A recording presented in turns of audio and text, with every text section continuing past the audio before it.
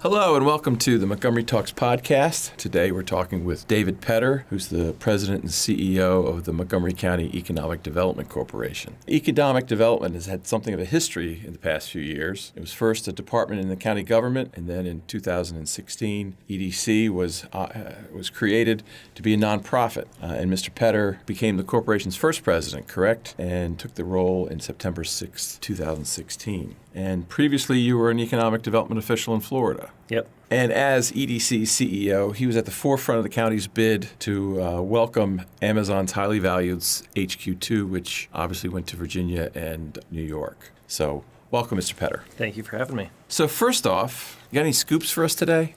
The scoop is that we've never been more proactive and more energetic to drive business development opportunity in Montgomery County. My last board meeting, we presented 8 or 10 initiatives that I think are really game changers for Montgomery County. We started as a retention expansion EDC. Now we're doing much more recruitment. I think we've got some strategic initiatives that are in place that are really going to help move Montgomery County forward. It won't happen overnight, but as you note, from September 6th of 2016, 2.5 years ago, we launched an EDC that was meant to be innovative, creative, more accountable, more assertive, more proactive, and I'm very happy about what we've accomplished in just a short amount of time, and would be happy to talk a little bit about some of the projects that we're working on, but it's important to convey that we have capacity. We've got 19 team members, we've got an engaged board of directors, we've got a strong strategic plan, and we're executing with force right now. Okay. Is there anything left to say about Amazon and the county's bid and what went right, what went wrong, what you would have done differently if you had it to start all over again?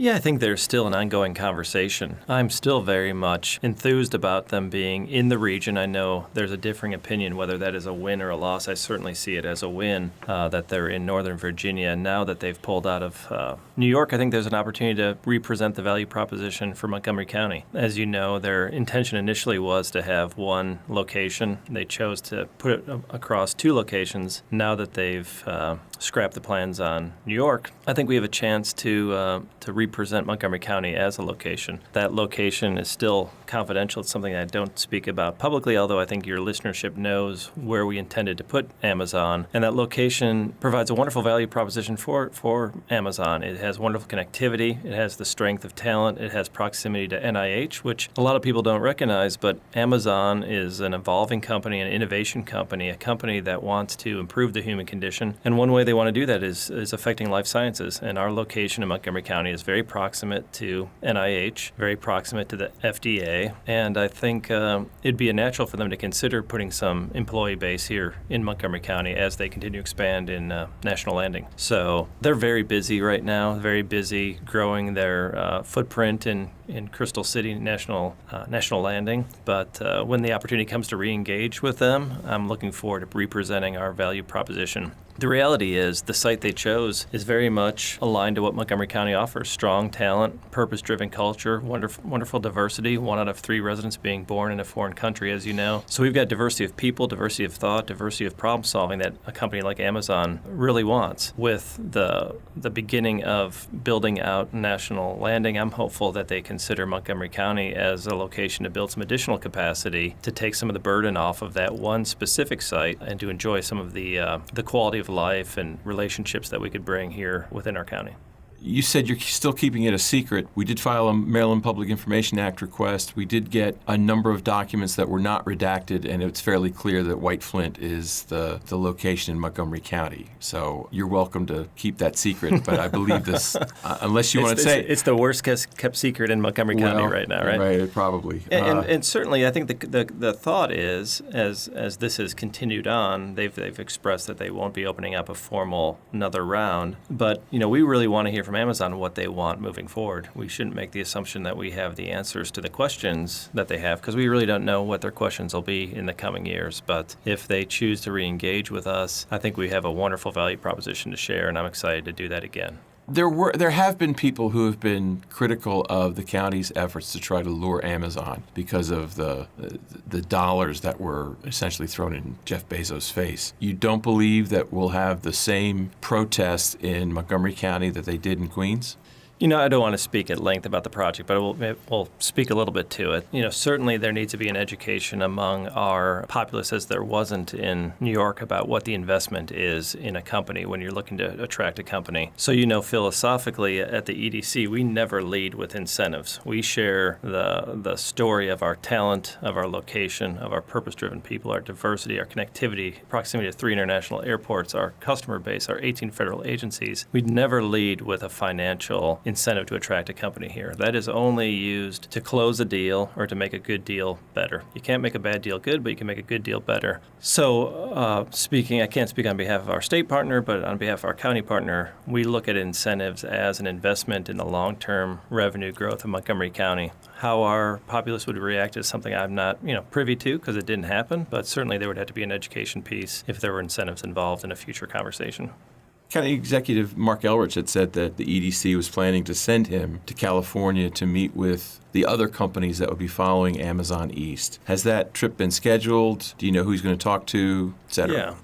Yeah. Before we get to that, first and foremost, I want to have our county executive spend a lot of time meeting the companies that are currently in Montgomery County, and I'm proud to report that we had an initial site visit with an architecture and engineering firm in Montgomery County that my business development team and our county executive participated in. We had a wonderful 2-hour meeting with a business here in Montgomery County, and I'd like to schedule many of those with our county executive to make sure that he's first and foremost present within our county, meeting with companies, understanding who they are, what their needs are, if there's any barriers to their success, and at the same time look to do some business development outreach. And we do have a trip scheduled for early April with our county executive to Los Angeles or San Francisco. We're still defining the market. My business development team is looking at meetings with site selectors and companies that are complementary to Amazon to see if we can pitch them to consider an East Coast location in our county. And I'm very excited to be with the county executive over the course of a couple days to not only have him see how we sell Montgomery County, but to hear direct feedback from the business community on the West Coast to their concerns or interest to be in our county. It'll be a very exciting trip to take. Okay.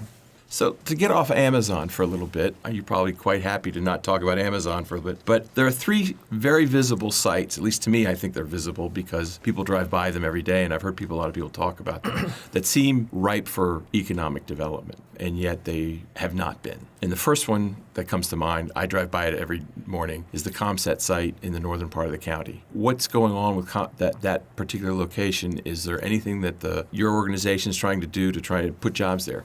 I think our organization is really a 3-legged stool. It's business development, it's strategic initiatives, and it's marketing. And I believe that economic development is a marketing company, and it's how I've approached the role I've taken here in Montgomery County, as well as Central Florida and Texas, is that you need to know your assets and then tell that story well. So as we meet with companies, whether they're technology companies or life sciences companies, hospitality companies, as we're doing our outreach, we present Comstat building as well as other buildings throughout Montgomery County. The reality is a lot of the businesses we work with have already defined at least a certain geography of the county or even a couple buildings that they're pursuing, and we work to then close the deal with them. Very seldom is it that we get a prospect that says, I want to be in Montgomery County somewhere in 500 square miles and tell us where to go. They usually have an inclination or an idea geographically or close to a life sciences cluster or close to urban center or maybe more suburban, and then we work to finalize that project. But certainly that's one property as our other properties that we sell to our prospects that are coming to us. Okay, and what are the advantages and disadvantages of the Comstat property? I think there's this thought that everything is moving toward metro accessibility and walkability and high density. But in reality, the exciting thing for me as a CEO of an organization that represents a countywide jurisdiction, large jurisdiction, is that it's just that there's as many different types of clients and industries. There's that many different types of locations and ecosystems throughout the county. So we're currently working 71 projects are in our pipeline. And a project is a company that is either considering leaving our county, there's something that's not working for them, or they're being lured to leave us, or they want to expand within Montgomery County, or they want to come here for the first time. And what's exciting for me and my business development team is that there's really something for many of the companies that we're pursuing. And we're pursuing companies in technology, cybersecurity, life sciences, advanced manufacturing, corporate headquarters, and financial services, real formal. That's our formal outreach. Outside of that, companies that just come to us organically range in a lot of other industries as well. And we don't have the ability or interest to steer them to something that's not going to be a good fit for them. So they certainly want access to talent. They want access to customers. Sometimes they want to be right on top of a metro station because of the nature of their workforce or what their business type is. But sometimes they want to be more suburban in their fit. So we present information, we present data, we present value, but we don't influence or share. We don't sell them on a particular location in Montgomery County. But what we do is give our prospects the information they need to make a decision of what makes good business sense. I was asked this by another media group about a month ago on, are suburban office parks just over and done with? In reality, that's not true. There's currently a lot of interest to be away from the busier metro locations. Our lease cost is less. Sometimes a startup company can't be as selective as they want to be and be right on top of a metro line and want a little bit more space, want easier parking, want a lower lease rate. Perhaps the CEO lives closer to a particular location that drives the decision. But the joy that I have is that I can represent a very large jurisdiction which has a lot of different offerings. Okay. The second is the Burtonsville Crossing shopping center. What can the EDC do to revive that place?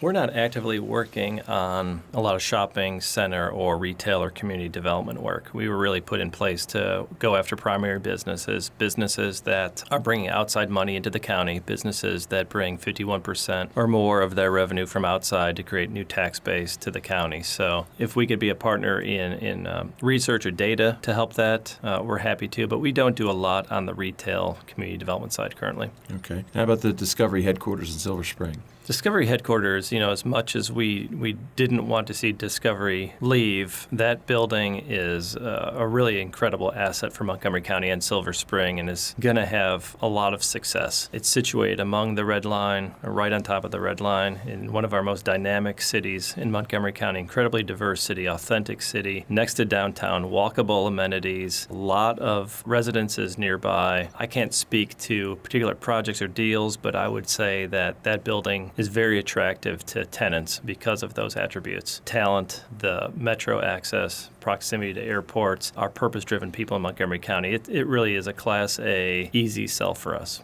So look into your crystal ball. When will there be 1,000 people or 1,500 people working in that building? Well, you're trying to get me in trouble, but I like that. If I have a crystal ball, and I don't know how strong my crystal ball, but I would think in the next year we will have some significant announcements to make on that building. And that's merely crystal ball, not anything beyond that. Okay, we'll invite you back in February 2020.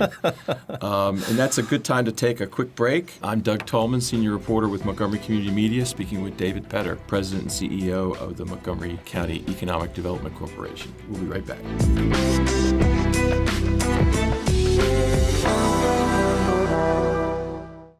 MCM, your community media center, is making Montgomery County a great place to live through programs like 21 This Week. Montgomery County's hardest-hitting political talk show keeps you up to date with the local political scene. Montgomery Community Media.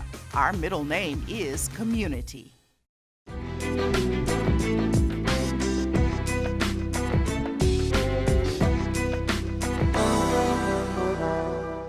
And we're back. This is the second segment of Montgomery Talks. I'm Doug Tolman, senior reporter with Montgomery Community Media, speaking with David Petter, president and CEO of the Economic Development Corporation. We talked in the previous segment about three kind of visible things that are essentially empty. There's one that I think is slowly draining. You said you don't do a whole lot with retail, but it's part of the Gaithersburg Enterprise Zone, and that's the Lake Forest Mall. Is there anything that the EDC can do to try to rebuild that mall? And I don't mean it necessarily in a construction sense, but in a more of a metaphorical sense of what can it do to breathe new life into that mall?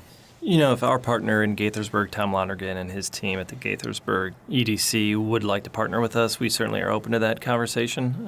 We don't take an active role in retail, as we noted, but if there's some type of feasibility study to a different type of asset there, whether that's conversion into wet lab space or to office space or to do a market study of some kind to understand demand, we'd be behind doing that. We'd want that area of the county to be prosperous and revenue generating, have jobs close to those residents. there hasn't been a formal ask of us to participate in type of study, but I think offering business intelligence and maybe market insight to what could evolve in that location would be an appropriate fit for us. What exactly does the EDC do for small business? For small business, we typically find that small business needs and really a suite of services, much like our mid to larger size companies. And in reality, a lot of people think that the EDC is a large business EDC, but it's not. Of the 49 projects we closed in FY 2018, I would think that 30 were 25 employees or less. So although you hear about the Amazons and the Apples and the larger brand names, the reality is that we do a lot of work with companies that are 10, 15, 25 employees. So they're typically looking for their first office. They're looking for real estate, whether that's an incubator, an accelerator, or a wet lab, or they're looking to expand into a bigger space. So we help on the real estate side, give them options that are through our CoStar database and through other resources. They're often looking for talent. They're looking for a specific type of individual that has certain training in life sciences or technology or another skill set. And although we have the most highly educated workforce, we sometimes have a hard time connecting the exact person someone needs for their company to be more successful. So we help with our partner at WorkSource, Montgomery, to find the talent they need. Sometimes they need access to capital. They are a company that has a great idea or a cure for a disease, but they don't have the history financially of credit. So we make introductions to banking partners or other grant programs that we can locate, or venture capitalists, perhaps connect them with angel investing. Sometimes they need a mentor. They need someone who's gone through the same process that they have. Someone who's developing a new sports drink would benefit from meeting Seth Goldman at Honest Tea, and we can broker strategic relationships, whether it's at the individual level or company to company. It's surprising that there's so many companies in Montgomery County that don't recognize that perhaps their strongest mentor or their best customer is right across the street. So we do a lot of strategic introductions between small business and other small businesses or larger businesses in the county. We also do a little bit of marketing. We help companies tell their story in a way that perhaps they haven't done before. And we start out the EDC with a campaign called MoCo 365, where we produce 365 videos in the course of a year, one video a day for 365 days. And many of those videos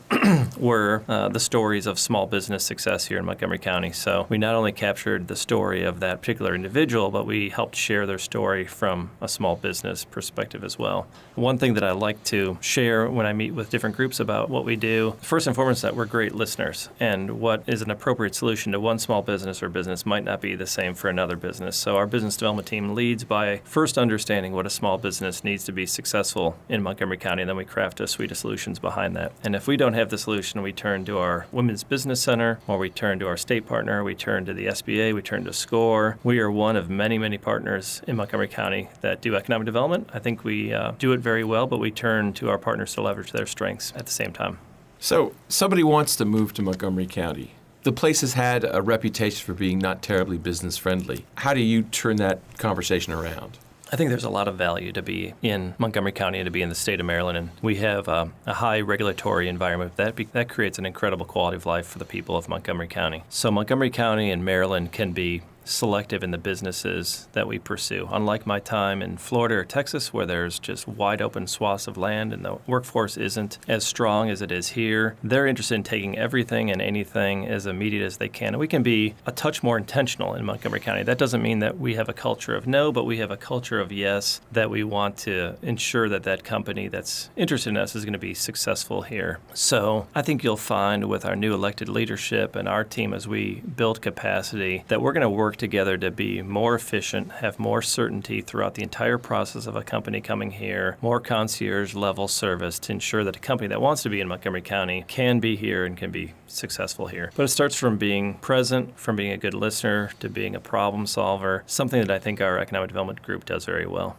Well, I often wonder whether Montgomery County shoots itself in the foot at times. And I've been I talked to the police, I talked to the Office of Consumer Protection, and I talked to Mike Gill, the former Commerce Secretary, about this one story that fascinates me, but I'm sure I don't have all the little pieces to it. But Mike Gill, former Commerce Secretary, said he had a meeting with Apple when Apple was thinking about building a new campus. Now, that campus went to, I believe, Austin, Texas. But at one point, the state of Maryland was saying, you should move to Montgomery County. And the executive says, here's the one thing I know about Montgomery County. You put an Apple store on the same level as a pawn shop. And what he was referring to was a buyback plan for you trade in your old iPhone, you get a new one. So in the regulations in Montgomery County, that triggered the pawn shop regulations as opposed to something, or not. And although apparently it never got beyond someone sending a letter to Apple saying, we think you need to follow our pawn shop regulations here, it just sent the wrong message at the wrong time, and apparently they're still upset about it. So